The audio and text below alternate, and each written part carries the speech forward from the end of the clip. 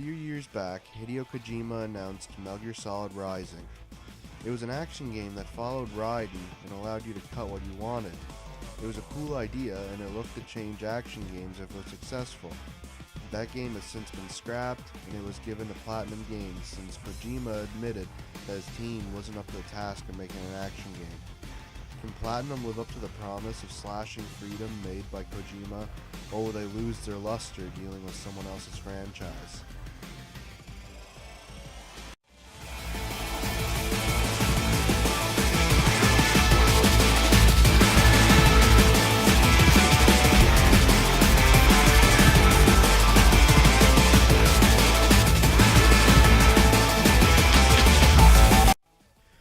The story changed from the original Risings. The original was to take place before Metal Gear Solid 4, but now it takes place 4 years after. Raiden has joined a security team called the PCM Maverick Securities, sent to protect the Prime Minister of Africa.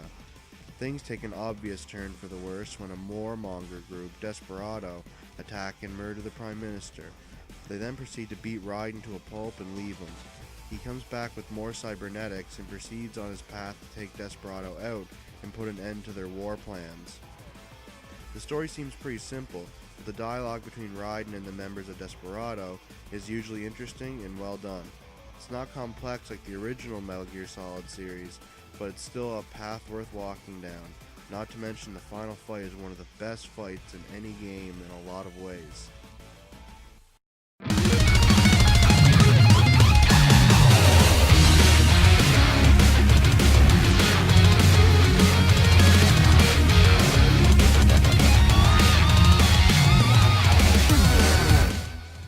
Gameplay is pure platinum. You aggressively attack your enemies with Raiden's sword and one other side weapon, and you can mix the two together for some cool combos. The combat can be on the challenging side as well. You dodge by pressing the jump button and the attack button at the same time, which is a little awkward, and you block by tapping towards an attacking enemy and pressing the attack button. Getting used to these two actions is a must, and while it is quite hard to do, you'll be quite happy when you do. Clearing a battle with an S ranking, Zandatsuing everyone involved is one of the most satisfying things in an action game. Zandatsu is one of Metal Gear Rising's gimmicks, and it's a cool one.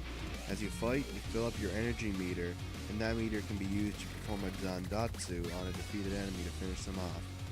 When a Zandatsu is performed, the enemy is cut apart, and Raiden will rip out their innards and crush them to absorb their power.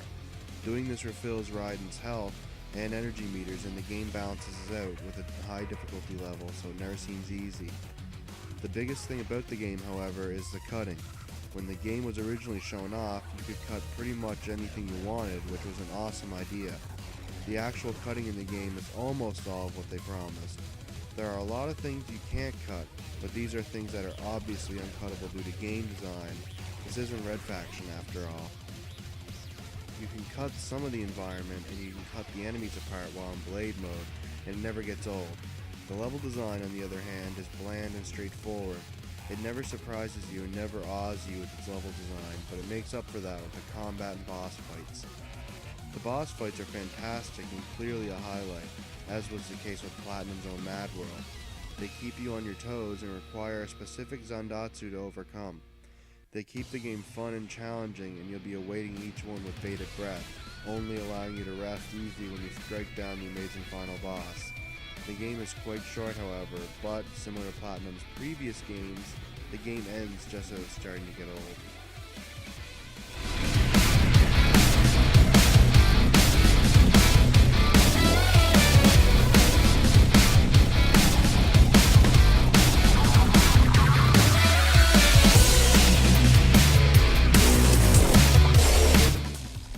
The audio is pretty awesome, to say the least. It has its standard generic-like tracks, but it has some amazing tracks that play at certain points. Some of the battles have tracks that sound like they were ripped right off a new age rock album, and they also accompany the bosses. The boss tracks are even more special, however. They start off with just the music, and the vocals kick in when things get dramatic. It makes the whole thing epic and unforgettable, and it helps that the songs are perfectly serviceable as plain songs for your MP3 player. The voice acting is well done, and all the slicing sound effects are fitting, though it is a little strange that Raiden is trying to snake it up by putting on a gruff voice. In the end, the soundtrack is pure platinum.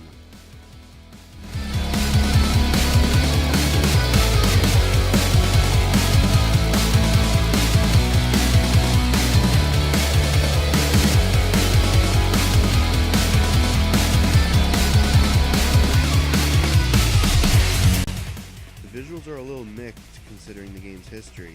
It looks great as far as a character action game goes, but it doesn't completely hold up to what Kojima showed off previously.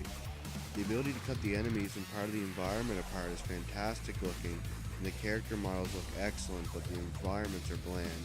They all look similar and uninspired, and they drag the presentation down. They don't ruin the presentation, however, since the boss fights are fantastic to watch, and the normal combat can get pretty flashy as well. So while it doesn't live up to Kojima's original image, it doesn't truly let him down either.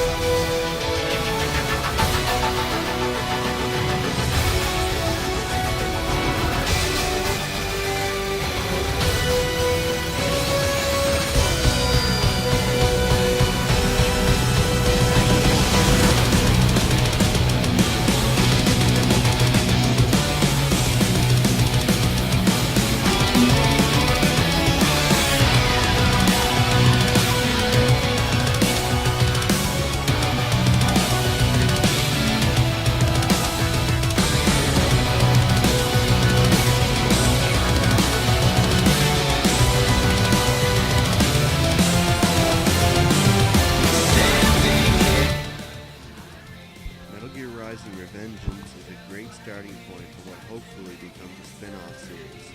There is still room for Platinum to improve on the combat, and the environments could use a lot of work, but the skeleton is there with the Zandatsu and focus on aggression. It's a distinct character action game, and if you're a fan of the genre, by all means give the game a shot.